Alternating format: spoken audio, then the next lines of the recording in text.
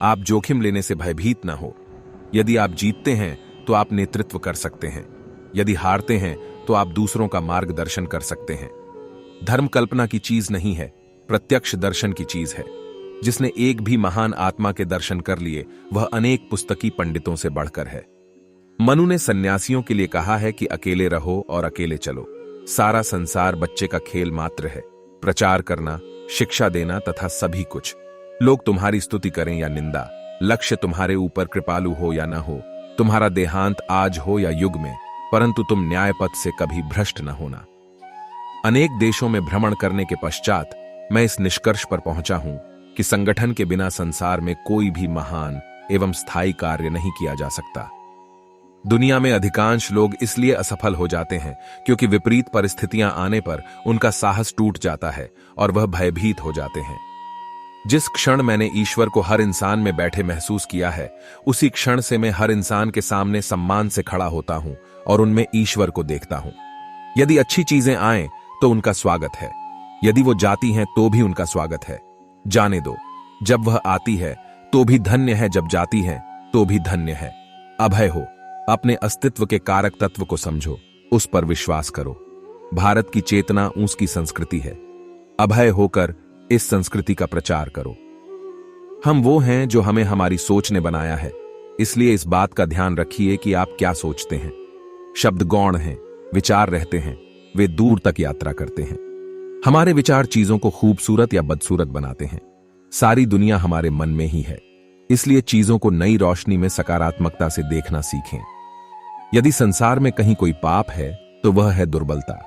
हमें हर प्रकार की कमजोरी या दुर्बलता को दूर करना चाहिए। दुर्बलता पाप है, दुर्बलता मृत्यु के समान है। नेतृत्व करते समय सबके दास हो जाओ, निस्वार्थ हो और कभी एक दोस्त को पीठ पीछे दूसरे की निंदा करते मत सुनो। अनंतत सफलता तुम्हारे हाथ लगेगी। हमारे व्यक्तित्व की उत्पत्ति हमारे विचारों में है, इसलिए ध्यान रखें कि आप क्या विचारते हैं। शब्द गौण हैं, विचार मुख्य हैं और उनका असर दूर तक होता है। मनुष्य जाति को इस प्रकार पुकारना है कि जागो, उठो और धैर्य की उपलब्धि के बिना रुको नहीं। यही एकमात्र कर्म है। त्याग ही धर्म का सार है और कुछ नहीं। क्या तुम नहीं अनुभव करते कि दूसरों के ऊपर निर्भर रहना बुद्धिमानी नहीं है? बुद्धिमान व्यक्ति को अपने ही पैरों पर दृढ़तापूर्वक खड़ा होकर कार्य करना चाहिए। दिन में कम से कम एक बार खुद से जरूर बात करें, अन्यथा आप एक उत्कृष्ट व्यक्ति के साथ एक बैठक गंवा देंगे। किसी दिन जब आपके सामने कोई समस्या ना आए, आप सुनिश्चित हो सकते हैं कि आप गलत मार्ग पर चल रहे हैं। जिसने ने भी किसी का साथ ढूंढा, समझ लो उसे सफलता पीछे छूट गई, क्योंकि भीड़ कभी शिखर पर नहीं पहुंचती। एक समय में एक काम करो और ऐसा करते समय अपनी पूरी आत्मा उसमें डाल दो और बाकी सब कुछ भूल जाओ। जो सत्य है उसे साहसपूर्वक निर्भीक होकर लोगों से कहो। उससे किसी को कष्ट होता है या नहीं, इस पर ध्यान मत दो। कुछ मत पूछो, बदले में कुछ मत मांगो। जो देना है वो दो, वो तुम तक वापस आएगा, परंतु उसके बारे में अभी मत सोचो। जीने के साथ लगातार सीखते भी जाना चाहिए। इस भरोसे पर नहीं रहना चाहिए कि उम्र अपने साथ बुद्धि भी लेकर आएगी। मुझे इस बात का विश्वास नहीं है कि वह भगवान जो मुझे यहां रोटी नहीं दे सकता, वही मुझे स्वर्ग में अनंत खुशी दे सकता है। हम जितना ज्यादा बाहर जाएं और दूसरों का भला करें, हमारा हृदय उतना ही ज्यादा शुद्ध होगा और परमात्मा उसमें बसेंगे। जिस समय जिस काम के लिए प्रतिज्ञा करो, ठीक उसी समय पर उसे करना ही चाहिए, नहीं तो लोगों का विश्वास उठ जाता है। हे महर्षियों, आप ठीक ही कहते थे। जो किसी व्यक्ति विशेष के आश्रय रहता है, वह सत्य रूपी प्रभु की सेवा नहीं कर सकता। कर्म योग का रहस्य है कि बिना किसी फल की इच्छा के कर्म करना है। यह भगवान कृष्ण द्वारा श्रीमद्भगवद गीता में बताया गया है।